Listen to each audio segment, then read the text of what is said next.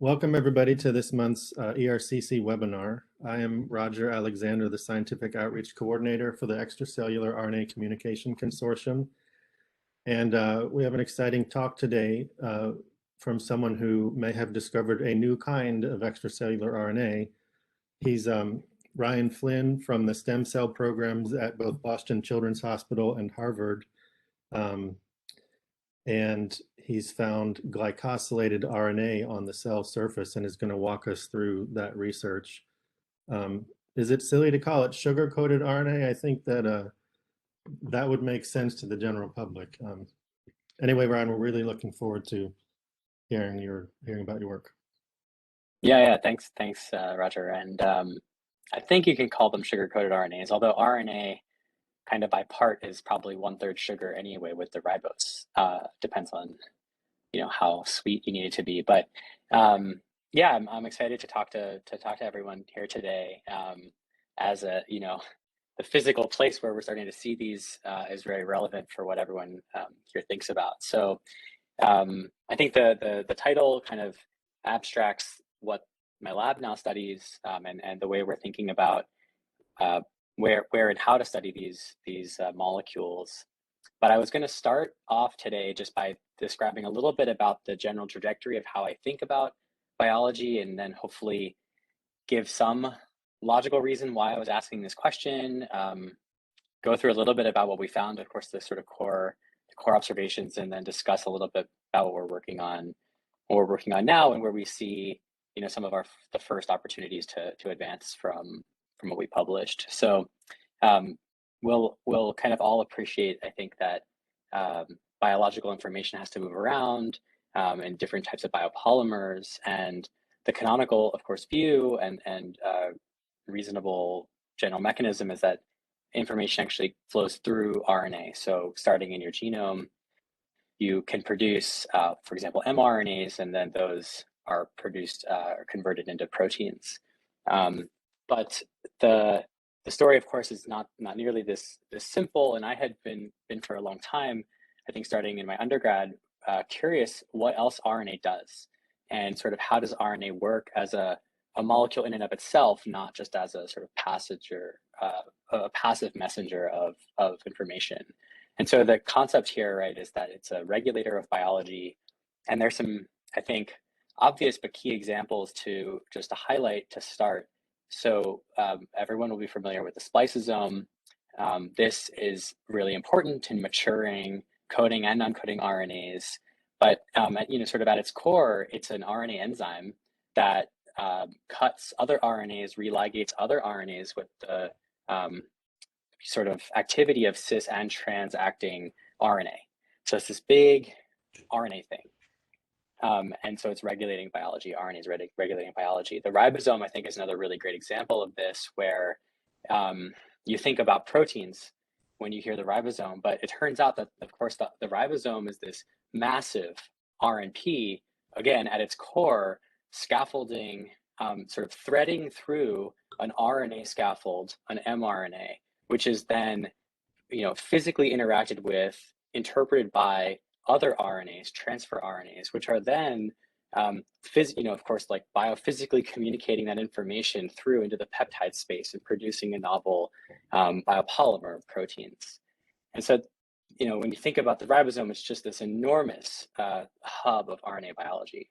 And riboswitches, I think, are a little bit less focused on, but I think they're a very cool idea in terms of the sort of concentrated ability to sense small molecules and change gene expression in the context of environmental changes. And so these are just some ideas that I like to keep in mind when we think about how important RNA can be in biology. And I don't probably need to convince everyone here that RNA is important, but just this is the way I like to frame things.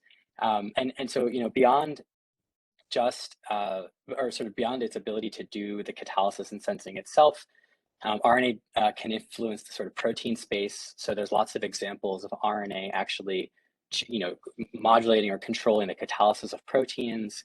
This is true in the microRNA space. It's true with Cas9 being guided by RNAs. And the ability for RNA PTMs, RNA post sort of synthesis or post-transcriptional modifications, are also guided by often RNAs that have complementary regions to figure out where those PTMs need to be deposited. And this PTM idea, I think, is really interesting because sort of biology has spent a lot of time controlling RNA functions and RNA structures through its elaboration, through its modification.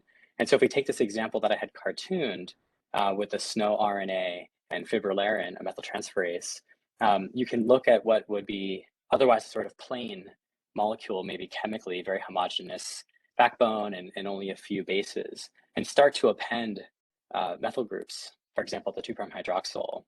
And in the context of ribosomal biogenesis, there are over 206 2' methyl sites that are required for active and productive ribosomes in the human. Now, if you move that methylation to the base, for example, on adenine, you may be impacting the sort of translational capacity or the decay rate of that mRNA. And so the kind of cool thing as you think more about the modification landscape is that you go from essentially 4, you could say, boring bases to an enormous set of elaborated bases. And in this context, you have the ability for this biopolymer, which is thought to be kind of, again, this like just passive messenger. It can be extremely diverse, chemically diverse, which makes it functional, right? And so I always liked the idea that RNA could be, at parity with proteins for its ability to do biology, right? To be part of an active living system. And so if we kind of like think about that parallel, there are some examples, of course, between RNAs and proteins where both can get methylated, both can get acetylated and hydroxylated. There are even examples of at least short lipid modifications on RNAs. But there's a large group of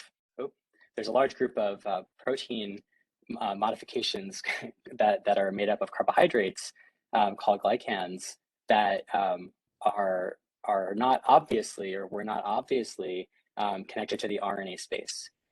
And it's sort of important, I would say, to the way I was eventually thinking about this, to kind of have this view of it and not necessarily think about where glycosylation is happening, but just the fact that there are so many parallels between RNAs and proteins, and this seemed to be a disconnect.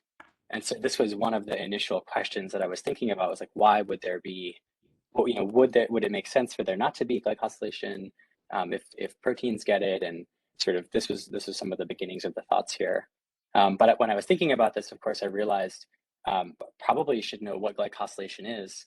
It turned out I didn't really remember what this modification did or how it was made and what it looked like for many of my, I guess, classes. So as Roger alluded to, that it's the glycans sort of make up the quote sweet part of our cells, where they're biopolymers of carbohydrates or monosaccharides. And this is an example of a chemical structure of one of the monosaccharides called sialic acid. And there are lots of functional groups. It's kind of would be difficult and onerous to draw this type of thing out all the time. And so we cartoon them with shapes, colored shapes.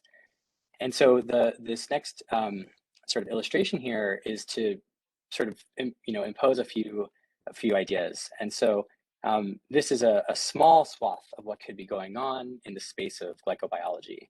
So oftentimes you have a membrane which positions sort of topologically these glycoconjugates, including glycoproteins on the left, glycolipids in the middle, and these hybrid molecules that have lipids and protein and glycan parts.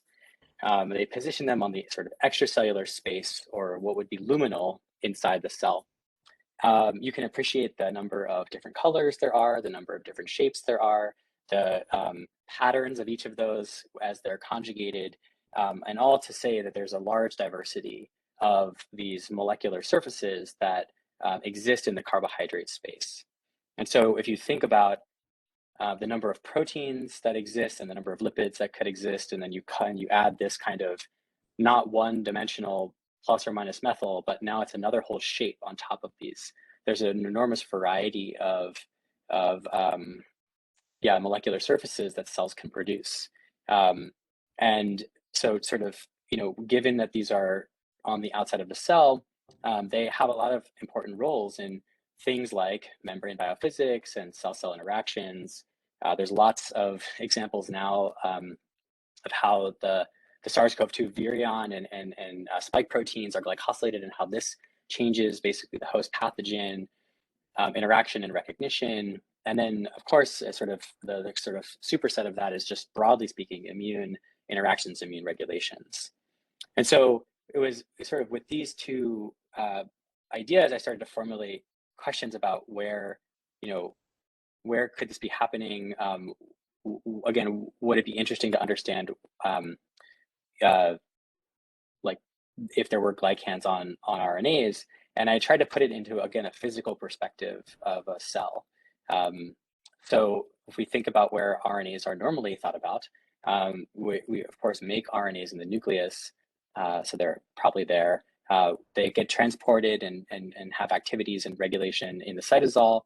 They have a lot of kind of really interesting, I think, broadly understudied roles on membranes. So, for example, translation on the ER or retention on the ER for later regulation or signaling.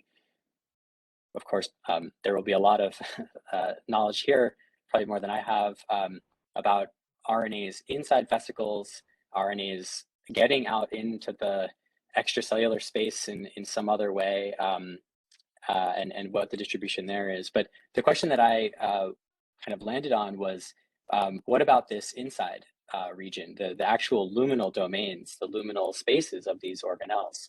So the kind of key here, again, is that, for example, in exosomes, let's say, they have lots of RNA inside of them, but that's sort of cytosolic in its topology. And I was really curious about this luminal side of these organelles, and was there RNA in them or not? Because this seemed like a place that was devoid of RNA, and I couldn't understand why. And so as I was merging these sort of ideas, I kind of realized that glycans are in the luminal space, and glycans get on lots of things.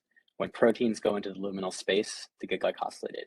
When lipids have access to the luminal space, they get glycosylated. So I kind of wondered whether or not, if RNA was in the luminal space, might it also be glycosylated? And the key, or the kind of reason, again, that I did this, I started down this work, was because I wanted to know more so if RNAs could get into this space, rather than if they were glycoRNAs. I kind of conceived that the glycan would just be our way to know that they were in this new place, that they had this new localization. And so because there are kind of highly specialized chemical ways to study each of these biopolymers, I thought we could take a chemical biology approach to try to ask this question. And so we used what are known as metabolic reporters, and there are a number of examples. So 5-ethynyluridine is commonly used for labeling RNA. L-azidohomoalanine can be used, of course, to label proteins. And the key here is that they have these click handles, and this allows for bioorthogonal reactions after you've done your assay to see where the protein is, how much is there, by clicking on a biotin or a fluorophore. And so, when I was in my postdoc with Carolyn Bertozzi, it was, of course, extremely convenient because Carolyn has developed an enormous amount of chemical tools and these glycoreporters, among which are MANAs and other derivatives, where rather than labeling the protein or RNA space, it labels the glycospace. And this chemical, per-acetylated MANAs, if you treat cells with it, becomes basically an azidosialic acid, like that first sugar I showed. So it's a new 5-azide. And again, the key here is that it has an azide, so we can perform this click chemistry after treating the cells. And so this chemical is widely used, I don't know, maybe like 100 papers or more, however many papers, it's a lot of papers that use this chemical. People have done in vivo and in vitro experiments. But the way we sort of just very simply redesigned the experiment was if we throw away the proteins and throw away the lipids and throw away the DNA and instead recover the RNA, could we see anything different, right? So we did the kind of canonical treatment of tissue culture cells with this paracetylated mannase. We extracted RNA using some techniques I'll explain in a second.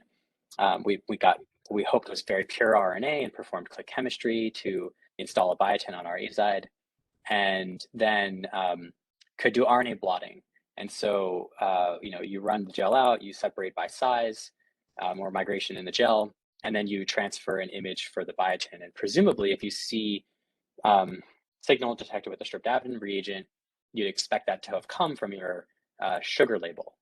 These metabolic reporters are highly selective for glycans. There's some sharing between different types of monosaccharides in different salvage pathways, but they're quite selective for labeling carbohydrates.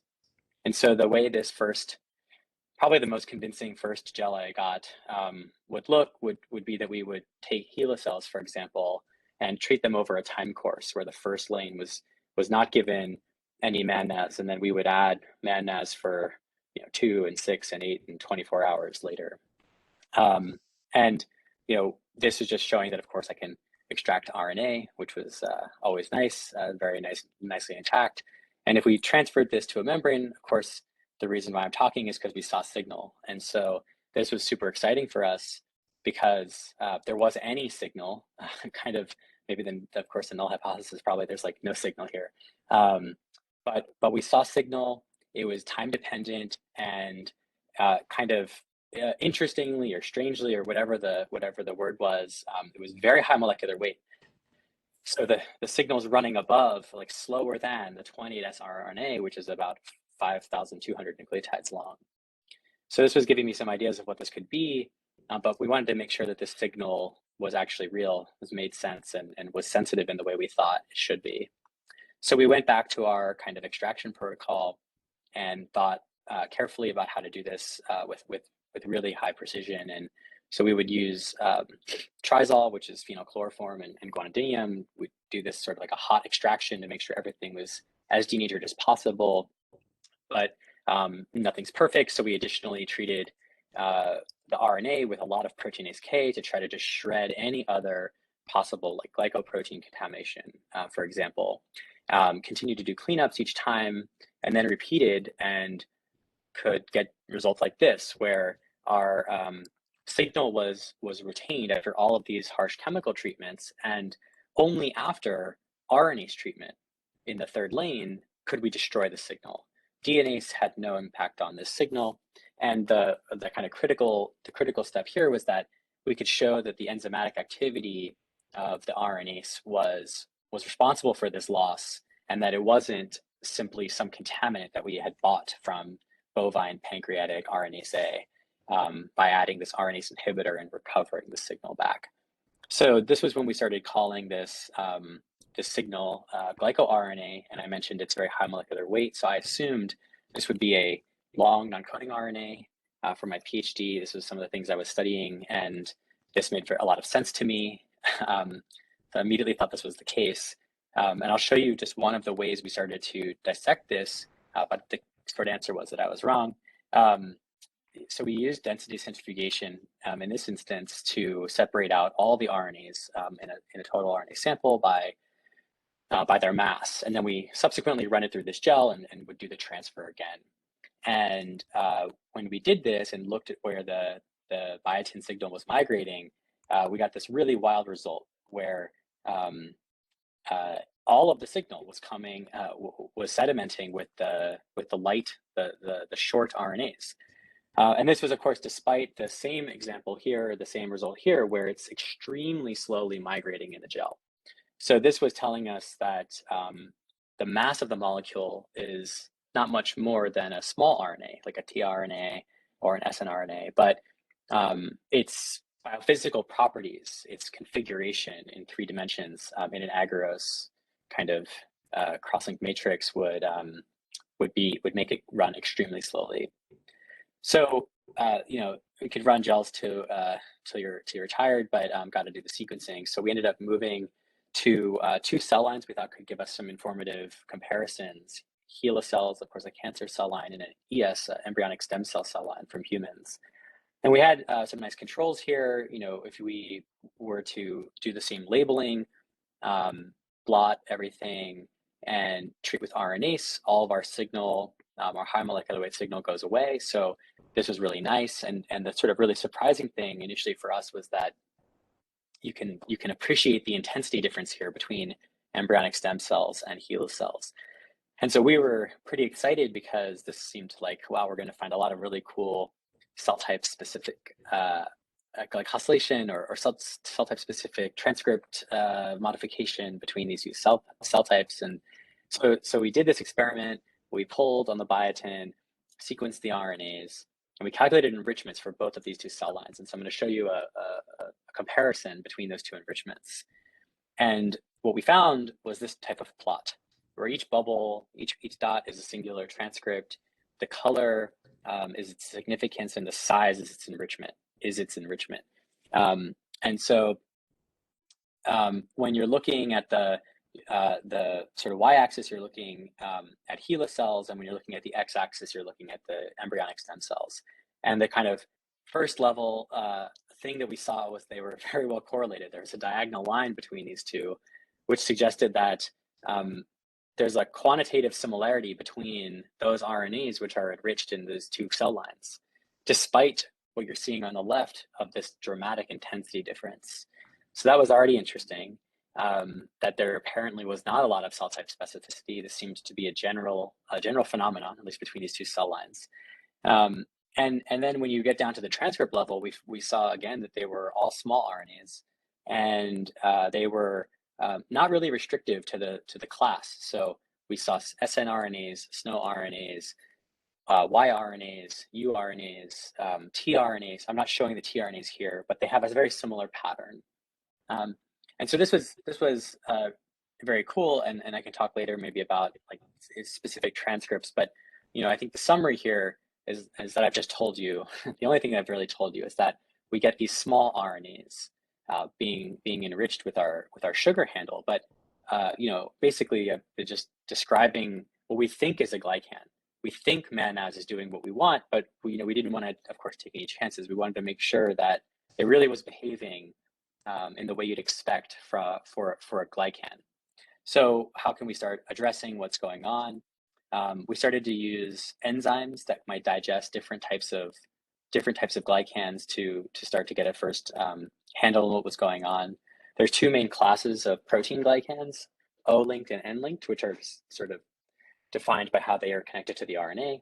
There are different enzymes that can cut each of these, and so we started cutting different things. And so I mentioned that MANAS becomes sialic acid. So if you have a sialidase, which cuts sialic acid, you'd expect to lose all of our signal. And that's exactly what happens. You can see a sort of quantitative reduction in our signal. Now, if you start cutting O-glycans, nothing happened. If you start cutting N-glycans of this particular type with this high mannose structure, we didn't really see much signal change. But if you start using PNGSF, which is a broad N-glycanase that can cut many types of N-glycans, we saw a really robust loss of our glycoRNA signal. So this was pushing us to investigate the sort of pathway effect of N-glycobiogenesis. We went to a cell system where we could start inhibiting very specific enzymes along the course from the ER into the Golgi. So if we inhibit the first major N-glycosyltransferase, OST, with an inhibitor, we can get a quantitative reduction of the glycoRNA signal.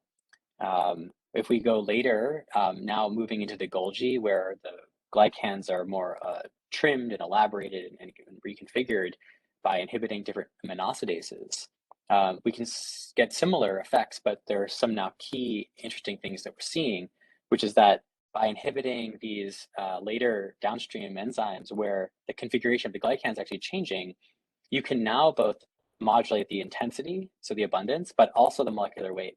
if you look in this third lane for kifinesin, you can see that the glycoRNA signal is weaker, but it's now much higher molecular weight. And this is confirmed. We saw the same thing with a later, with inhibiting a later mannose using swansonine, where you see a molecular weight and an intensity shift change. So all of these suggest N-glycans, but we wanted to get a little bit better resolution on what types of N-glycans. So we established a means to do glycan release and mass spectrometry. So we could use that same PNGSF enzyme, release the glycans, purify them, and then perform LC-MS on them to understand their composition. And we did this from 3 cell lines, where we looked at the glycans that were released from the RNA, extracted RNA portions, and also from extracted peptide portions of those same cells. And when you cluster the identities, the types of glycans you get in a principal component space, when you correlate them, you see that the blue dots are very close to each other and away from the brown dots. And the brown dots are peptide-enriched glycans, and the blue dots are RNA-enriched glycans. So this was suggesting to us that there is actually some compositional difference between the glycans that like to be on RNAs versus those that are appended to proteins. And of interest for us was that there was an apparent bias in the sort of maybe more functional or decorative monosaccharides, including fucose in red and sialic acid in purple. And so every other bar that are labeled with R's are the RNA glycans.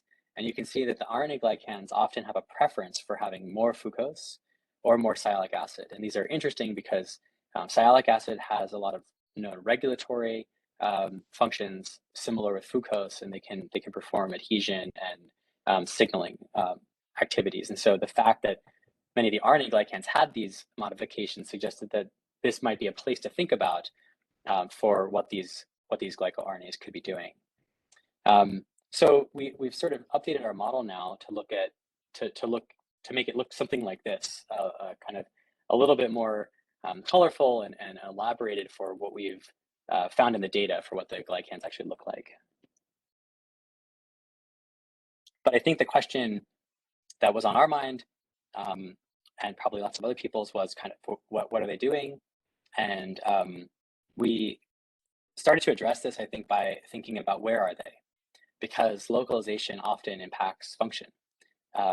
You know, if you're in the living room versus the kitchen versus in the backyard, you might be doing the same. You might be doing very different things despite being the same person.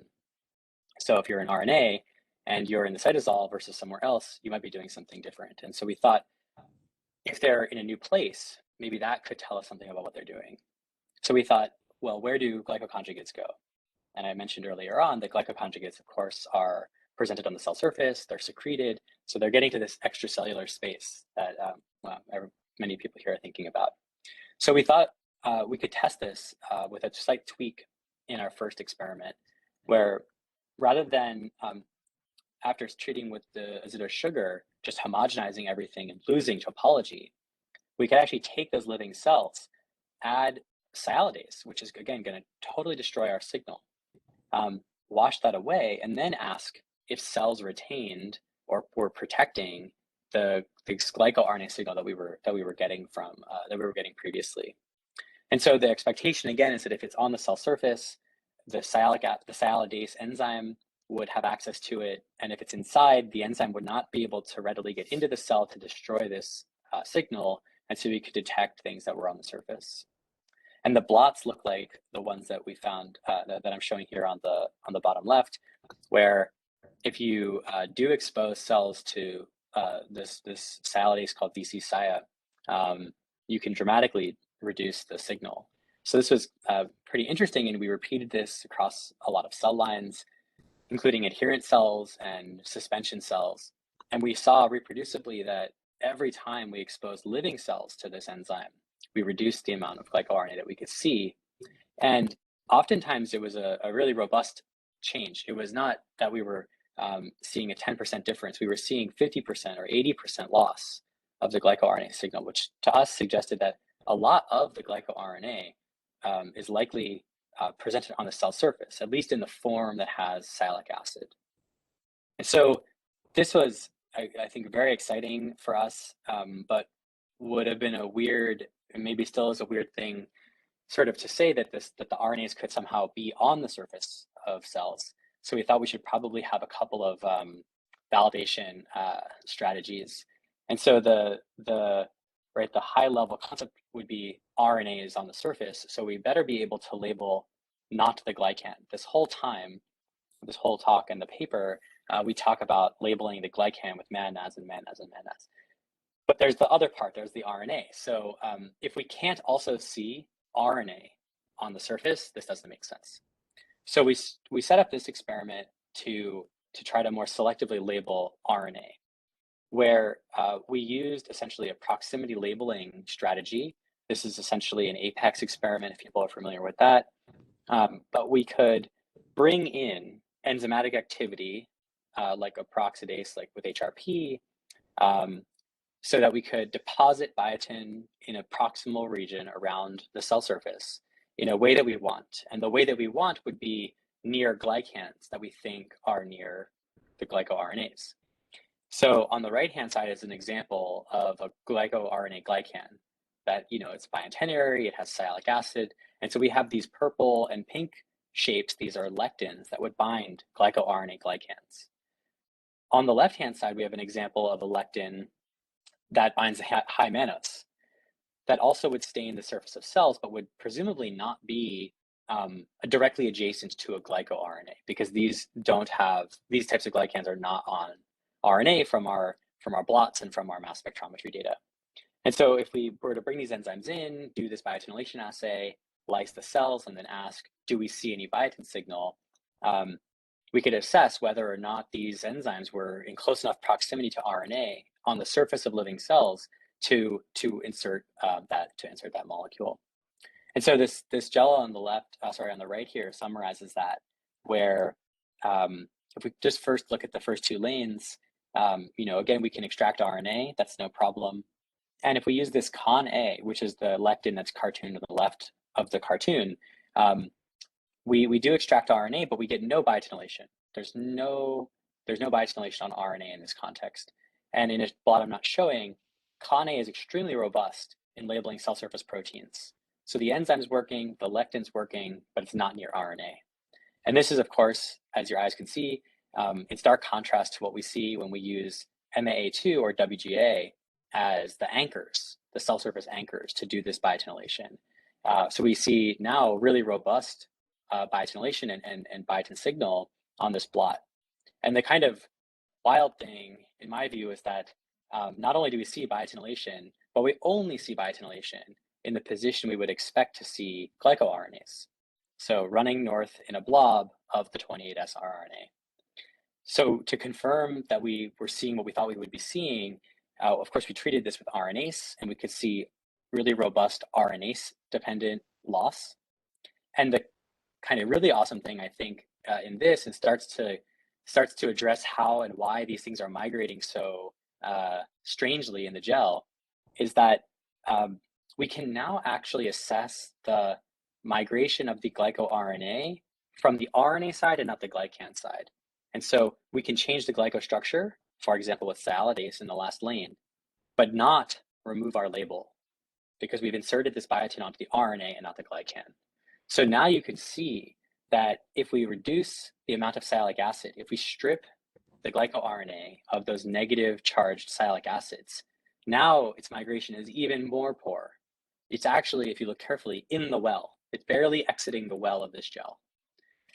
And so this was a very interesting sort of confirmation for this weird migration we have been seeing this whole time, which suggests that the charge to mass ratio and the shape of the glycoRNA being pushed through the agarose is wildly different than what would be an otherwise naked RNA that can be easily denatured with formamide and run through the gel.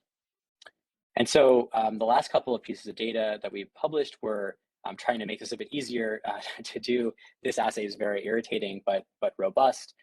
We thought flow cytometry should be pretty reasonable. So if, again, there's RNA on the surface, we could use anti-RNA antibodies as a cell surface detection reagent. And it turns out that if you stain cells with anti-RNA antibodies, you can get some cells working. We've gotten this better, and I can describe that in a minute. But in this case, we got about a 20% shift of our population. This population was reduced when we added RNase, and just like our first gel, we could recover this signal by inhibiting the RNase, showing that again it's a catalytic activity of the RNase operating on the surface of living cells, giving us our anti-RNA signal. So this was suggesting again to us that sort of more and more evidence that this is on the cell surface, but functionally, what could they be doing? I think it was and is currently our hypothesis that maybe the glycan is really important in its activity. And I mentioned these regulatory roles in quotes of the sialic acid, and a lot of how that operates is through these Siglec proteins. It's one of the largest immunomodulatory gene families in the human genome, and they are these transmembrane domain containing cell surface receptors, which have these Pac-Man-like domains at the end to bind sialic acid structures. And they're highly selective for being expressed on immune cells. And the idea is that the immune cells can go around and sample the sialic acid space of the body. If there's a question, I can answer it. I don't know. So the Siglecs are going to be looking for sialic acids, and since we know that our glycoRNA glycans have sialic acids, we thought maybe some of these might be binding to cell surface glycoRNAs.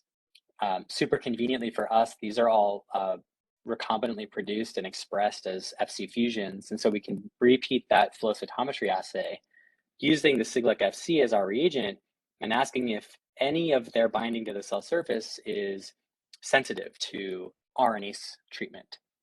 And we could develop data like this where, for example, with Siglec 7, you get extremely robust binding to cells. So all of the signal is shifting to the right off of where the human Fc control is on the bottom two rows. And we added RNAs to these cells and they didn't care. The Siglec 7 was extremely robustly bound, irrespective of how much RNase we added. But this was not the case, as you can see in the middle here, for Siglec 11 and Siglec 14, where there was binding, clear binding of these Siglecs to the surface of these HeLa cells, suggesting there are ligands for Siglec 14 and 11. But when you treat them with RNase, now there's less binding and basically no binding when you look at the case of Siglec 11, which suggested to us that some of the ligands for these Siglecs may indeed be glycoRNAs.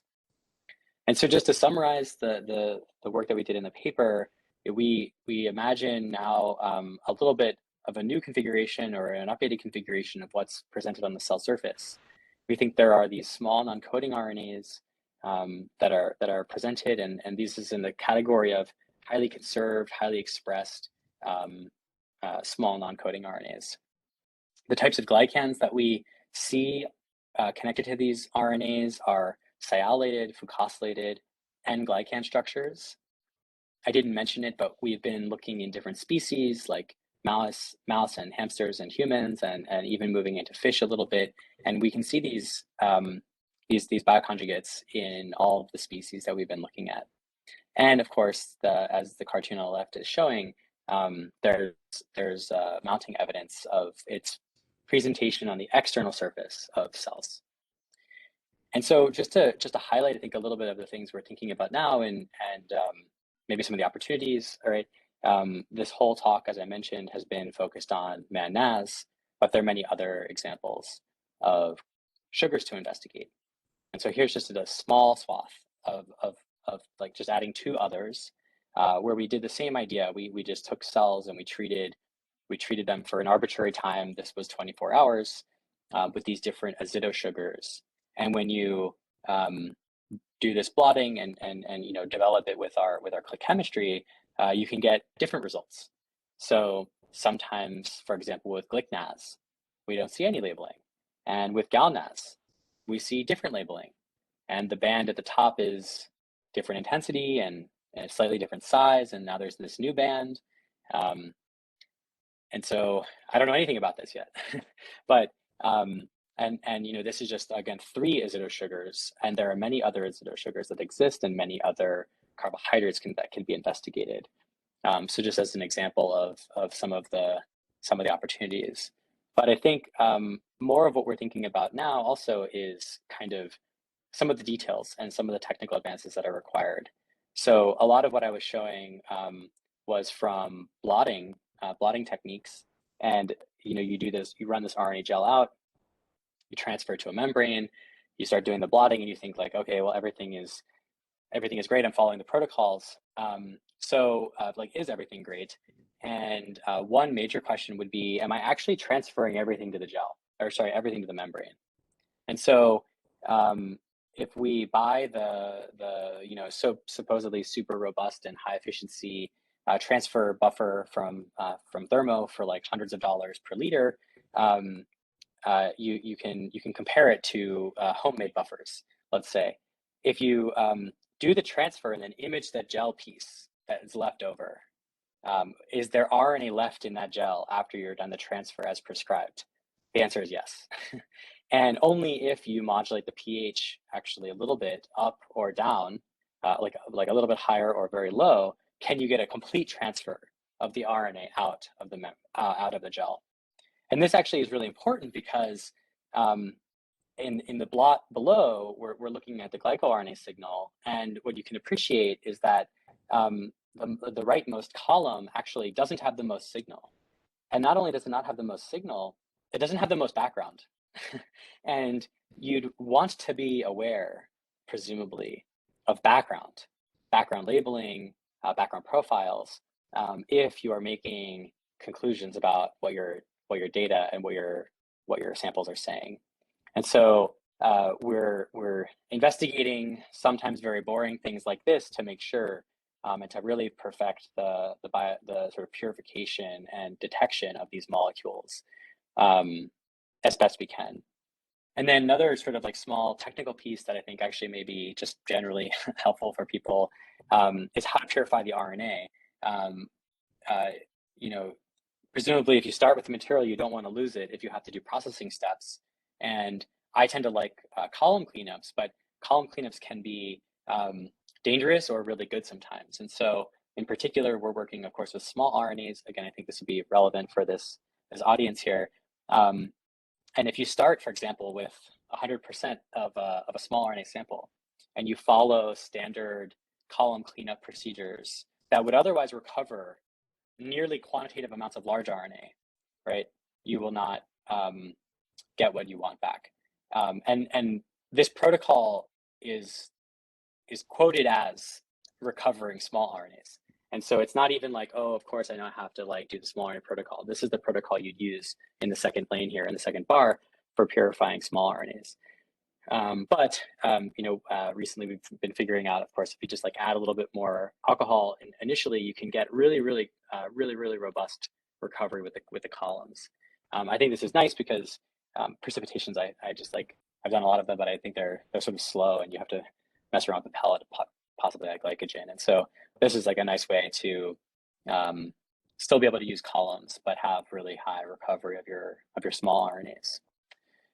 So with those sort of just like random things at the end here, which I think are going to be really important for moving forward and collecting really robust data, I'll just acknowledge people that on the left were really helpful during the initial work while I was a postdoc in Carolyn Bertozzi's lab. Of course, Carolyn is excellent in all of the ways, really flexible and supportive with this whole project and idea.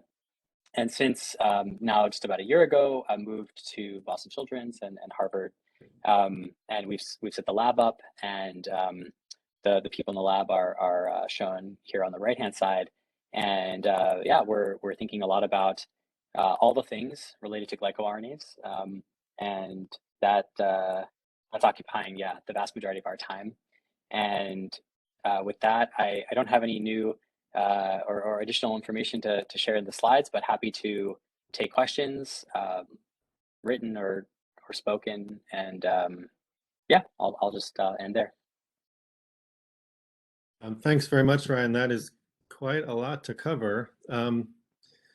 Maya Kosanovic asks, great talk. Sorry if I missed it. How is the glycosylated RNA? How is it anchored to the cell surface?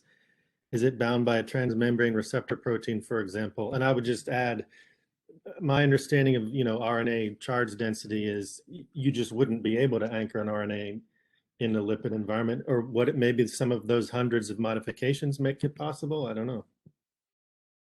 Yeah, it's a great question. It's one of these things, of course, where you like make an observation, you hope that's starting to answer your questions, and all you've done is made yourself a mess to answer like new questions that also don't make any sense. But I think there's a couple of ways to look at it. The short answer is we don't know yet, but the way we're thinking about it is what part of the molecule is closest to the membrane, and then how could that be best appended. So you could imagine that the glycan is actually the anchor, and there's hundreds of glycoreceptors on the cell surface. So it's very plausible that actually my model is inverted, and rather than having the RNA at the base and the glycan sticking out, many of the glycans are actually at the base and the RNA sticking out. That's one way. Another way, of course, is the way I showed. Then you'd have RNA closer to the lipid membrane. There's actually a preprint that I've spoken with the scientists about, where they've shown lipid bilayer interactions, direct lipid bilayer interactions with small RNAs, and we're thinking about how that might be, may or may not be operating here, but there's some biophysical evidence that it is actually possible. I'm not enough of a physicist to understand how that would be possible, but their evidence is pretty interesting. I think that maybe the most parsimonious answer is that there's a protein would be most reasonable. There's lots of, I think, reasonable places like positively charged pockets for proteins to present, for proteins to be binding RNAs. And also there's a large amount of negatively charged biopolymers in the extracellular space and outside of a cell, right? So heparin sulfates is one example. It's just hugely negative, so from molecular weight, space, and length, and everything else, and charge density. And so there are lots of ways that these biopolymers that are otherwise like large negative or like large polyanionic could stick to the cell surface. And then also the last thing I'll say is if you look in RBP Atlas papers where you're pulling on RNA and you're mass specking proteins that come down, you actually find transmembrane domain containing proteins. Now, are they binding intracellular RNAs and they're on the membrane? So they're binding the RNAs on the inside and they're still transmembrane, maybe. But there are possibilities for like membrane-associated proteins to be moonlighting as RBPs. I think that's my current favorite hypothesis, but we're investigating that. Early question.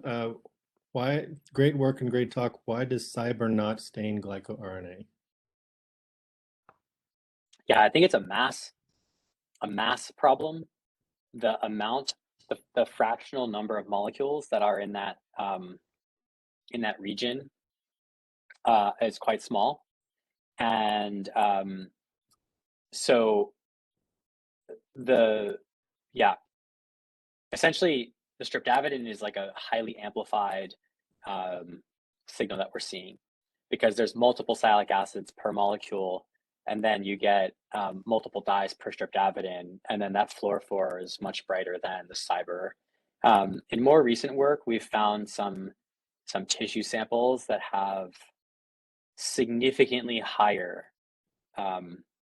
glycoRNA signals than HeLa cells, and we started to see smears up there with the Cyber. But it turns out, and I mean, it was evident even on the blot with HeLa versus human ES cells. I was working with maybe the most annoying cell line, like the HeLa cells, to do this work because it's like a shadow of signal. Like this is like the vast majority of the blots in the paper are from HeLa cells. And I only later realized I'm like scraping the bottom of the barrel with HeLa cells. They're just like really easy and cheap to grow. So this is where I was going with that. But the short answer is I think it's an issue with non-amplification of the Cyber gold signal. The fact that we're looking at small RNAs so that per molecule there's fewer Cyber golds than elsewhere. And then most of our blots are just with HeLa cells, which have, I think, relatively low glycoRNA content. Moving on, we have a lot of questions. Stephanie asks, do you have any idea how these small RNAs are delivered to the cell surface, and how are they protected along their pathway from endogenous RNases and other RNAi. I know you mentioned in the paper about C. elegans SID1 and how it transports double-stranded RNA to the membrane. Yeah, so the separate questions, I guess, embedded in there, I think that that is a good hypothesis that we're working on in terms of how do they get across the membrane. There may be other mechanisms operating where, you know, people are still learning how, people are still sort of discovering novel mechanisms for proteins to cross membranes, and whether this is happening pre or post synthesis, like pre or post translation. So there's a lot, I think, left to do in this space where you now have a question and you can ask the assay to tell you whether that's happening or not. Once it's in that space, how is it chaperoned and protected? I don't think there are many ER and Golgi resident nucleases. There are RNases that are matured and secreted through that pathway, but sort of as is the case, I think, in most RNA biology, these are not naked RNAs. They're going to be bound by proteins. And so I think that their stability comes from protein binding, from the fact that they're structured, and likely, I mean, and their structure often sort of occludes the 5' and 3' ends, which are, of course, really nice targets for exonucleases. So that's my guess right now. And then I think the last point on the stability is that when we did the sequencing, we saw that the glycans appear to be deposited on single-stranded loops in the structure. And so additional, what would otherwise be labile loops in non-glycosylated RNAs will now be very sterically hindered for nucleases to come and bind. And so I think a sort of integrated view of those reasons would likely lead to higher stability. Yeah, interesting point. So Samdas asks two questions. The first is technical. Can you stain glycoRNA and then co-stain with cellular protein? And two, if you culture your cells in high glucose, do you see changes in glycoRNA expression?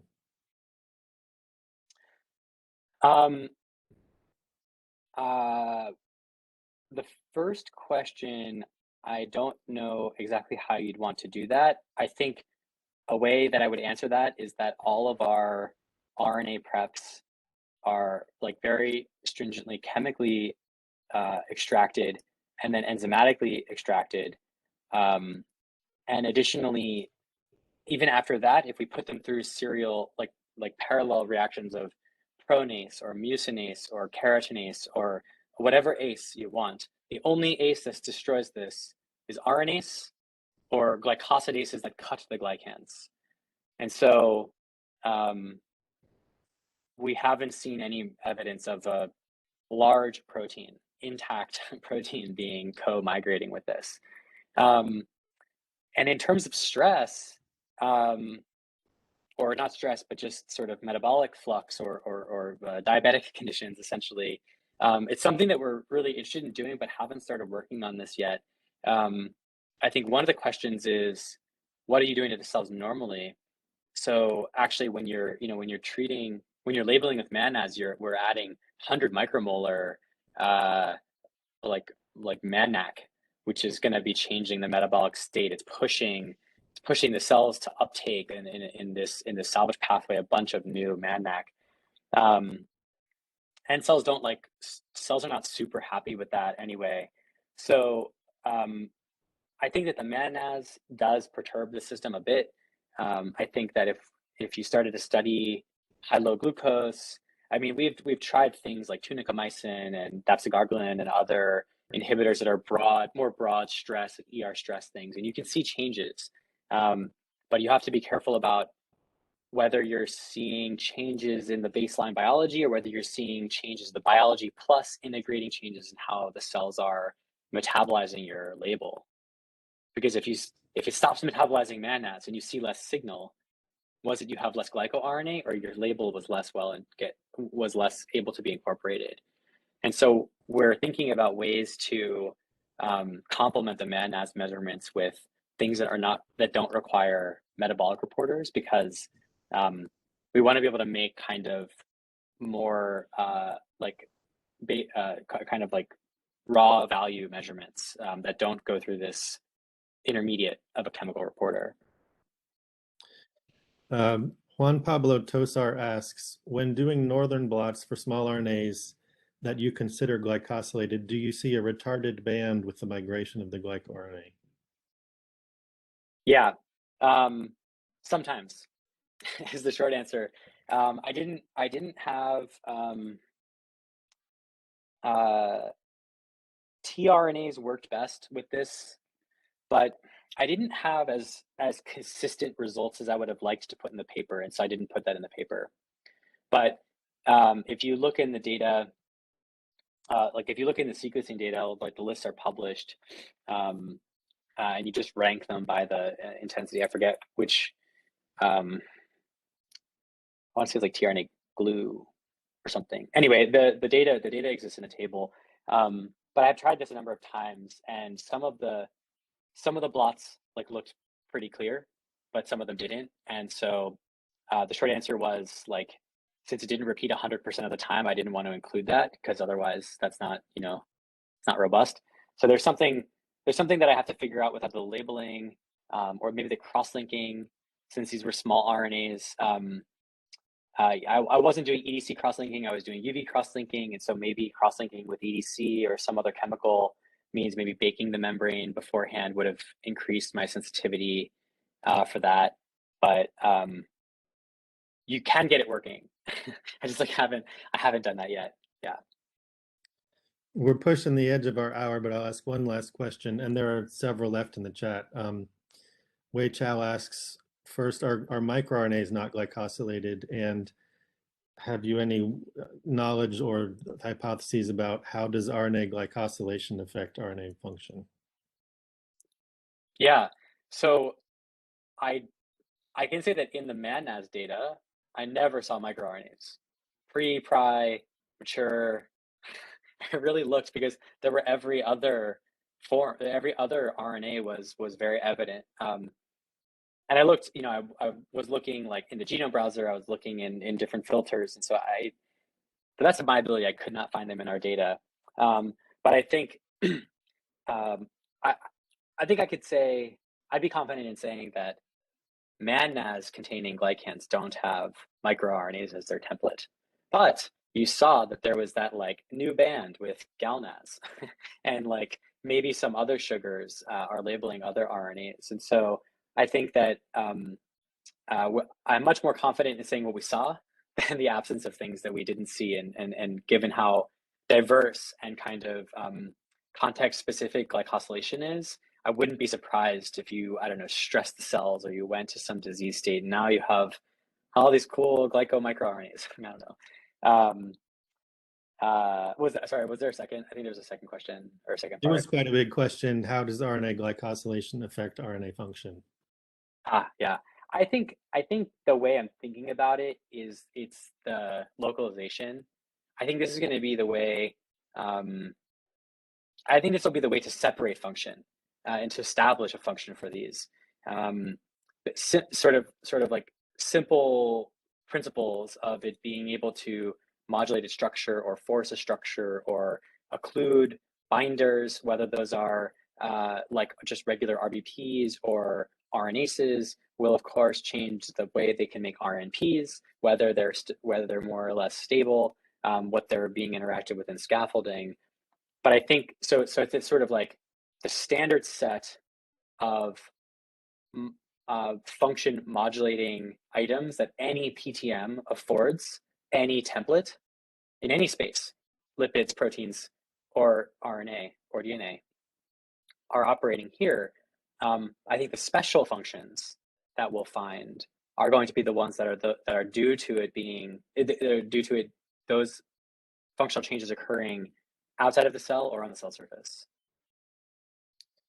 Thanks very much. We'll have to leave it there. It's a very interesting topic, lots more to discuss and a lot of research to do.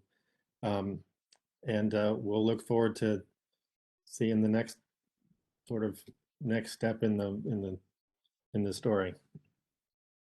Thanks very much. We'll try to manifest it very soon. A couple months would be fine. Yeah, easy. Yeah, well, I Thanks, appreciate everybody. everyone's time. Thanks.